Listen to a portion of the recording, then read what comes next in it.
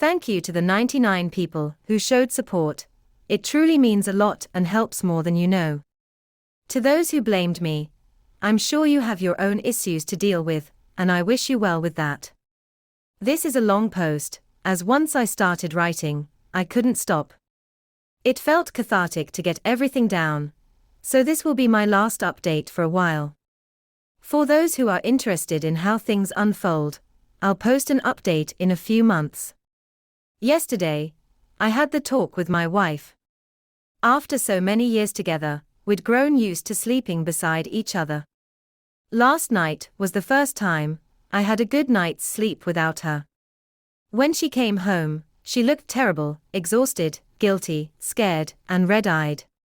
Normally, my heart would break, and I'd want to comfort her, but not this time. I was calm, which seemed to unsettle her. I asked her to sit down and made us both coffee. I told her that this conversation was about me and our marriage, not about her excuses. I told her that we were done and that I had made my choice. She admitted to cheating, though downplayed the extent of it, saying it was just a fantasy that got out of hand. But I didn't care for her justifications. I asked her if she ever intended to tell me, and she admitted she didn't. That's when she realized I had no intention of working through her infidelity. She begged me to work on our marriage, promised she would let me have affairs if I stayed, and swore she'd never cheat again. But I told her I'd never touch her again, nor would I ever want to be with someone who betrayed me. Our marriage had trust, and once that was gone, there was nothing left. I told her the memories of our life together would stay, but the woman I married no longer existed for me. After speaking with our kids and hearing their support, I went back to her. I laid out our plan. We'd sell the house and split everything 50-50ths. I told her not to contact me unless it was about the kids or grandkids.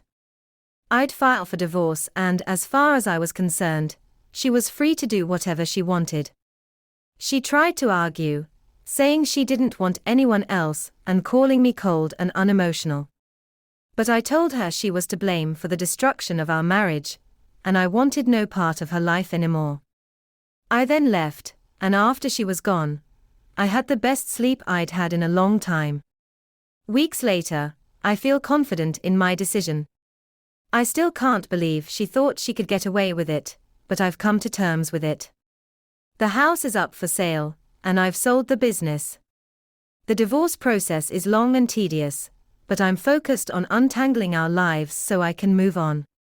My children have been incredibly supportive, although my son had a tough conversation with her. My daughter, while disappointed, is still supporting her mother through all this. Strangely, she still thinks I'll change my mind and that we can move past this.